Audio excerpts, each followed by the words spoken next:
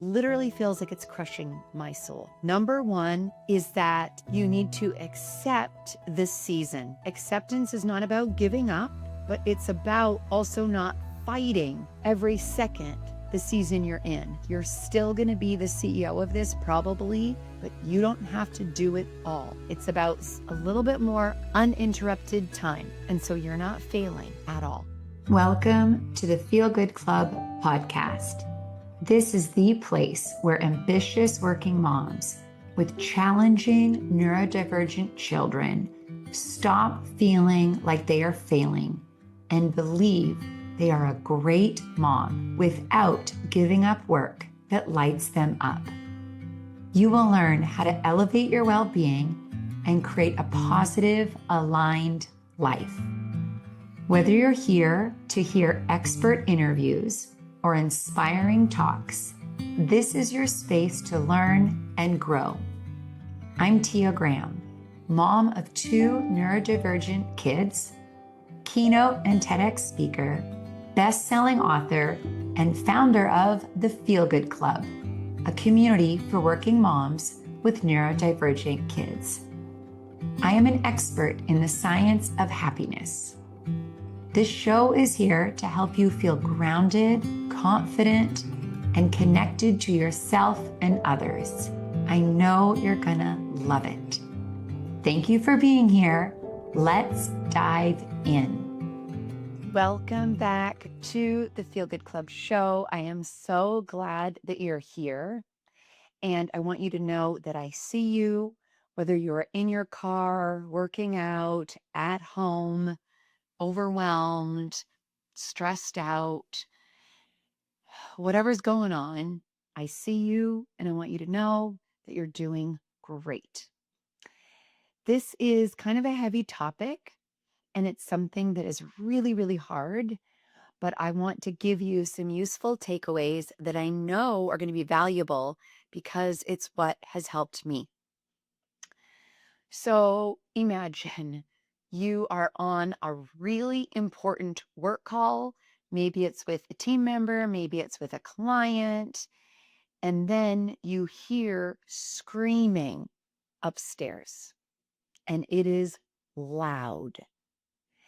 And you immediately feel so much tension in your mind and in your body. Again, your hard-won career and the work that you have worked so hard towards is again slipping today and over and over. And this is not at all from laziness, but it's from a kid that needs so much more than most kids.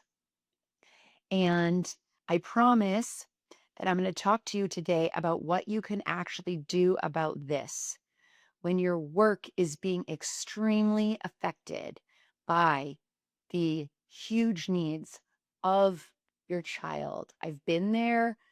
I still am there some days, so I know what it's like.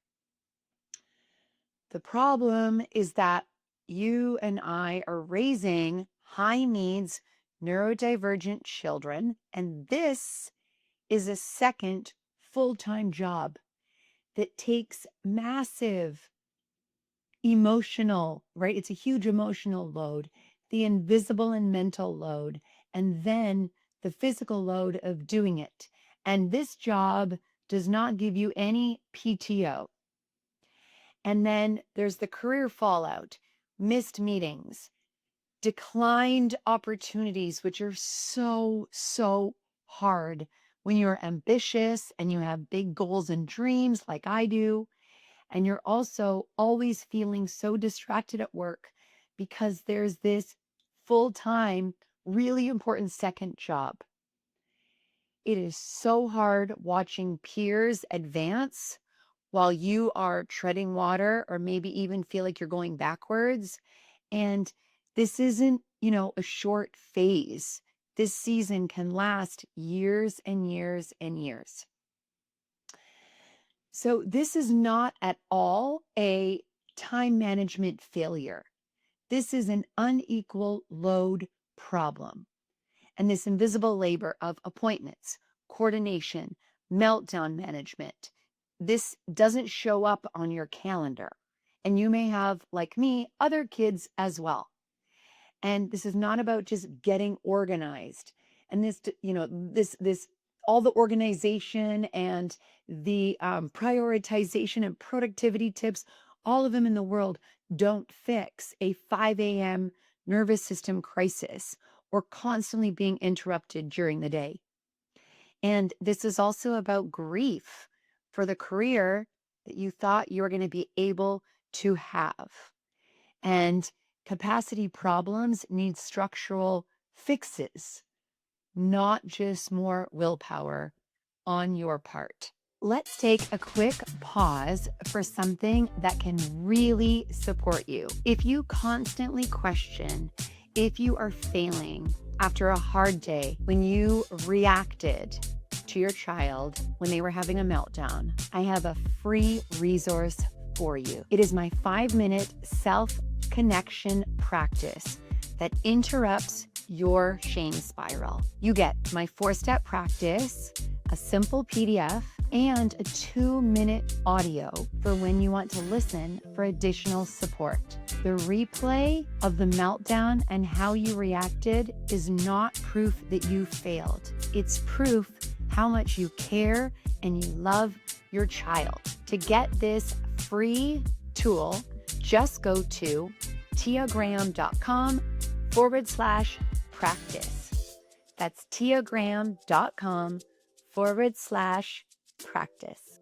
It is a Tuesday morning and I am working in my home office, and I have been working so hard building my keynote speaking and leadership training business, also working hard on selling my book, Be a Happy Leader.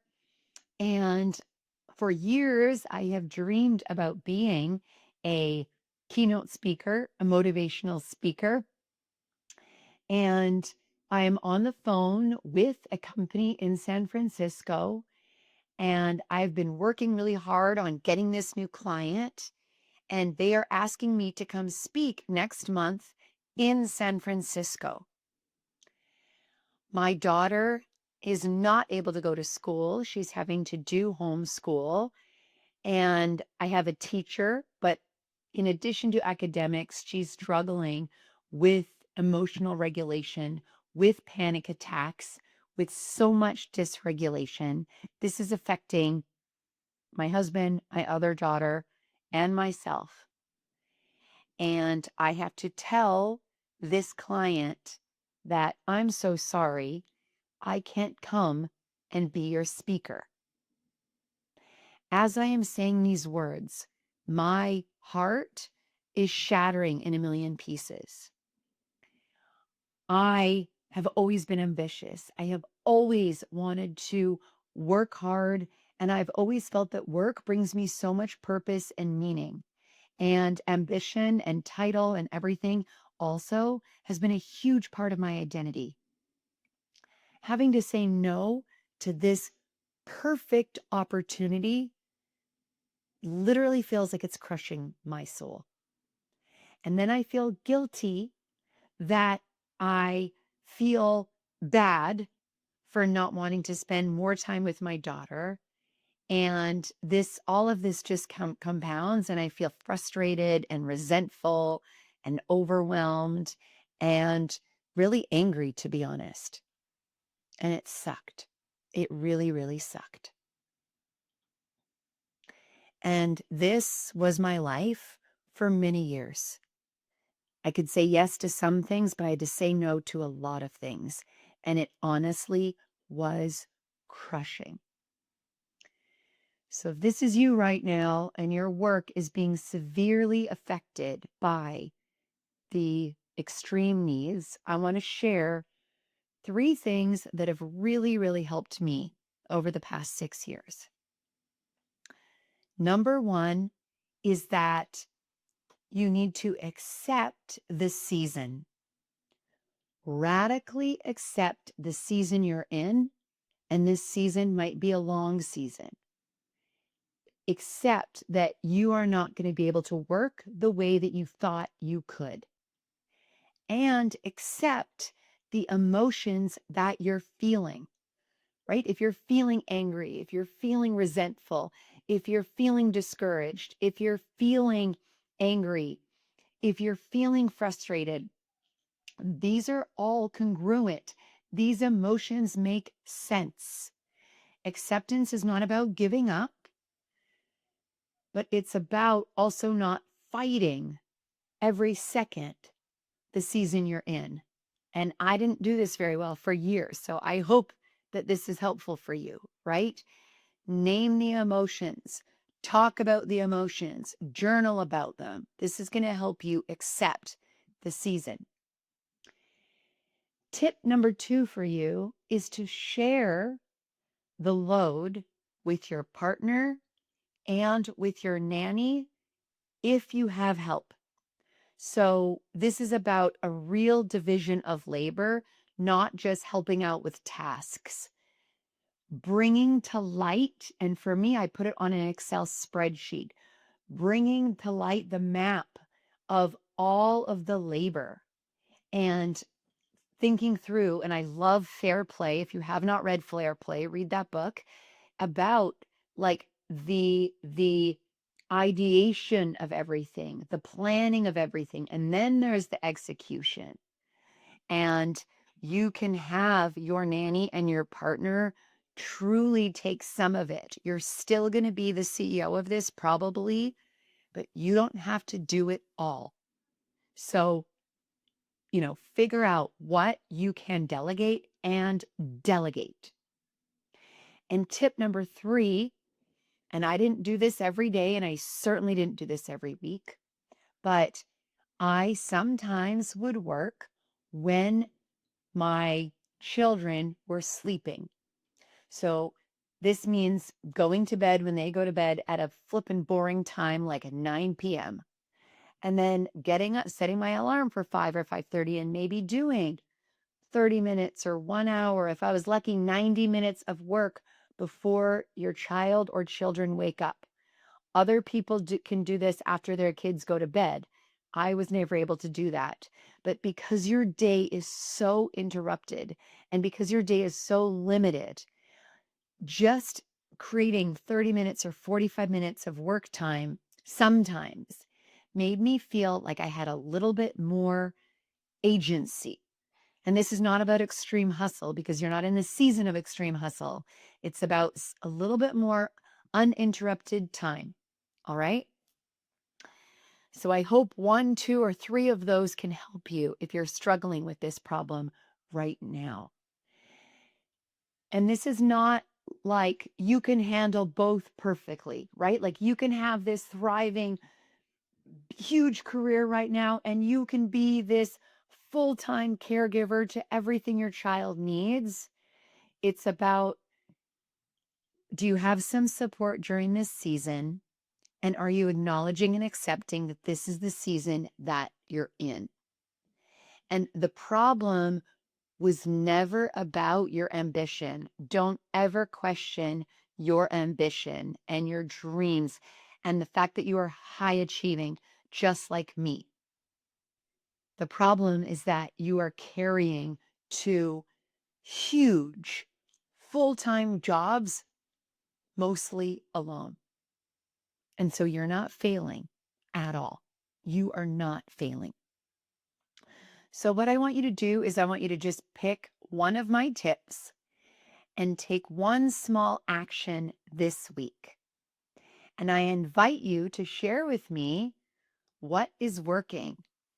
Follow me, connect with me on Instagram at Tia E. Graham. You are an incredible working mom with a neurodivergent child. And from Newport Beach in California, I'm sending you a big hug today.